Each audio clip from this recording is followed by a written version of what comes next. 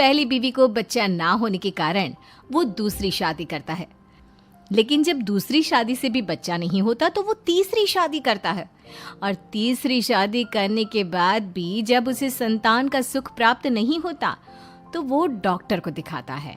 और फिर बलविंदर जी, दोष आपकी बीवियों में नहीं, आप में है। आप में ही कुछ मेडिकल रीजंस की कमियां हैं जिनके कारण आप कभी भी किसी बच्चे के बाप नहीं बन सकते। अरे बाप रे, ये तो घोर समस्या हो गई। एक बच्चे का बाप बनने का मेरा सपना था और आज वही चूर चूर हो गया। 3 बीवियों में पहली बीवी इंद्राणी, दूसरी बीवी सुधा और तीसरी बीवी कलावती। मुझे एक माँ बनने का सौभाग्य प्राप्त करना है। मुझे भी, इसीलिए तो मैंने शादी की थी।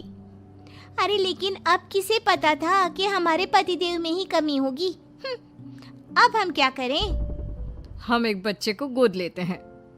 तीनों एक बेटे को गोद लेते हैं जिसका नाम प्रमोद रखा जाता है। 20 साल बाद अब तीनों भी बूढ़ी हो चुकी होती हैं। बलविंदर भी बूढ़ा हो चुका था। प्रमोद एक अच्छी नौकरी करता है। उसकी शादी की उम्र हो चुकी थी, इसलिए तीनों माएं प्रमोद की शादी पाखी नाम की एक लड़की से करा देते हैं। शादी के बाद बहू पाखी की पहली रसोई की रस्म की बारी आती है। मेरी प्रिय 3 सासू माओ, आज मेरी पहली रसोई है। बताइए क्या बनाऊं? क्या पसंद है आप तीनों को? बहू तू ना कढ़ाई पनीर, सूजी का हलवा और पुदीने की चटनी बना दे। अरे नहीं नहीं, ये क्या पसंद है। अरे पाखी बहू, तू छोले भटूरे, सरसों दा साग और मक्के दी रोटी बना और पंजाबी लस्सी भी बना दे। ओफो, सच में मेरी सौतन हो, खाने के मामले में तुम्हारा टेस्ट और चॉइस दोनों भी बकवास है। बहू, नॉर्मल सिंपल सात्विक भोजन बना दो और हलवा पूड़ी खीर का भोग चढ़ा दो भगवान को मंदिर में। अरे कैसे तुम दोनों अपनी मनमानी कर रही हो? मैं तुम दोनों से पहले आई थी बलविंदर जी के जीवन में, और तुम दोनों से उम्र में भी मैं बड़ी हूँ। इसका मतलब मैं पाखी बहू की बड़ी सास हुई? नहीं, उम्र बस एक अंक होती है। मैंने सबसे ज़्यादा देखभाल की है प्रमोद की, इसलिए मैं एक सास होने का ज़्यादा हक रखती हूँ। पाखी बहू, तुझे मेरी बात माननी होगी। नहीं, तू मेरी बात मानेगी। जो मैंने कहा है वही तू करेगी। नहीं, मेरी बात मानेगी वो। नहीं मेरी। तीनों सास आपस में चिल्लाने लगती है और फिर वहां पर बलविंदर और प्रमोद आ जाते हैं। अरे ये क्या बिल्लियों की तरह लड़ रही हो तुम तीनों सास? पाखी बहू को घर में आए पूरे 24 घंटे भी नहीं बीते हैं। बाकी तुम एक काम करो, तीनों माओं की कही गई डिशेस में से हर एक की 50-50% डिशेस बना दो। लेकिन बस, अब प्रमोद ने कह दिया सो कह दिया। तुम तीनों अब झगड़ना और बहस करना बंद कर दो। पाखी तीनों सासों की कही गई आधी आधी डिशेस बनाती है और इस तरह अपनी पहली रसोई की रस्म पूरी करती है, जिसके बाद उसकी तीनों सास उसे शगुन और नेक देती हैं। फिर एक दिन, अरे पाखी बहू, तुमने अपना सारा काम निपटा लिया है ना? तो जरा यहाँ आना। मेरे ना घुटनों की मांसपेशियों में बड़ा दर्द हो रहा है। जरा तेल या बाम से मालिश तो कर दे बेटा। तभी वहां पर इंद्राणी और कलावती भी आते हैं। पाखी बहू, चलो मेरे साथ बाजार। मुझे ना नई साड़ियाँ खरीदने हैं।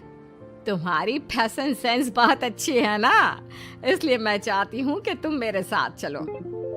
अरे पर मैं यहाँ पे पहले आई, तुम्हारे साथ ही सही, लेकिन मेरी स्पीड सबसे तेज थी। पाखी बहू, मेरे कमरे की अलमारी और पर्दे साफ कर दो ना, बहुत धूल जम गई है। मुझे खांसी भी आ रही है।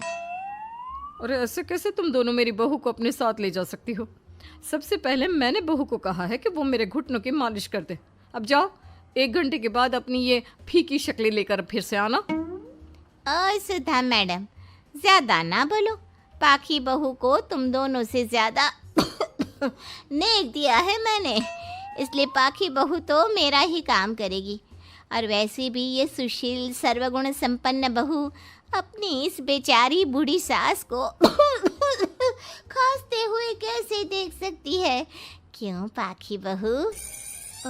हाँ, पर नहीं पाखी बहू, तुम इन दोनों की भावनाओं के जाल में मत फंसो।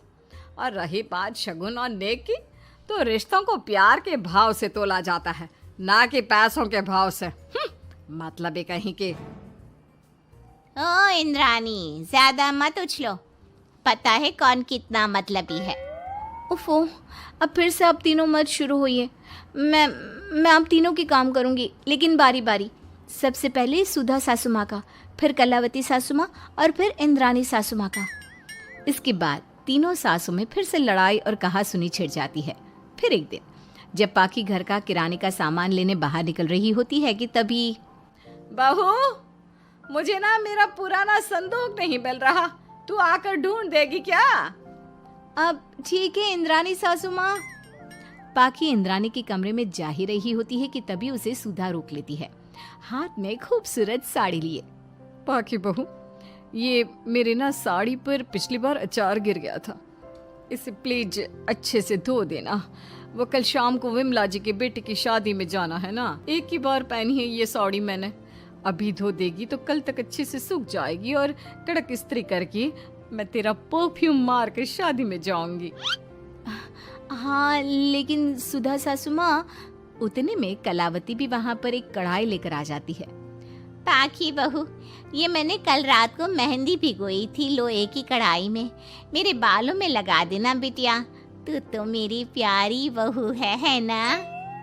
इंद्रानी वहाँ आ जाती है और तीनों सास फिर से एक दूसरे को गुस्सेल आंखों से देखती है और फिर से आपस में लड़ना शुरू कर देती है। तुम अपने आप को समझती क्या हो? खरीद लिया है क्या मेरी बहू को? ये मेरी बहू है। तुम मेरी पड़ोसन है क्या? ये मेरी भी बहू है और मेरा भी इस पर उतना ही हक है जितना कि तुम्हारा। तुमने खरीद नहीं लिया है ना, तो ये मेरी है, सिर्फ मेरी, इकलौती बहू मेरी पाखी, मेरा ही काम करेगी। क्यों पाखी? नहीं नहीं, ये मेरा काम करेगी। पहले मैंने आवाज लगाई थी। तुम दोनों तो ऐसी बहू पाने के लायक भी नहीं हो। हट जाओ तुम दोनों और खुले मैदान में जाकर एक दूसरे से लड़ो और नोचो एक दूसरे को। लेकिन पाखी बहू तो सिर्फ मेरी ही सुनेगी और मेरे ही आदेशों का पालन भी करेगी। तीनों सासों के बढ़ते झगड़े को देख पाखी अपना आपा खो देती है और जोर से चिल्ला पड़ती है, बस बहुत हुई आप तीनों की तू मैं। अरे रोज ना ड्रामा लगाती रहती हो, 50 साल की बूढ़ी औरतें हो गई हो, फिर भी बच्चों की तरह लड़ती रहती हो। अब बस बहुत हुआ। अब तो मैं आप तीनों में से किसी की भी बात नहीं सुनूंगी और मैं जा रही हूँ ये घर छोड़ के। अब मुझ में और सहन शक्ति नहीं बची, मैं चली। अब लड़ो झगड़ो, एक दूसरे को मारो पीटो नोचो, जो करना है करो। पाखी अपना सूटकेस लेकर घर से बाहर निकलने लगती है। तभी तीनों सास बेहद घबरा जाती हैं और भावुक होकर पाखी से विनती करने लगती है, पाखी बहू, हमें छोड़कर मत जाओ ऐसे। अरे हम तुम्हारे बिना मर जाएंगे। इतने कम समय में ही तुम हम सबकी जीने की वजह बन चुकी हो। माफ कर दो हमें बेटा।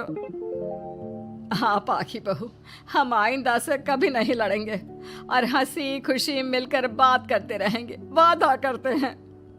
हाँ बहू, लेकिन तू मत जा प्लीज, ये घर तेरे बिना सुना सुना हो जाएगा।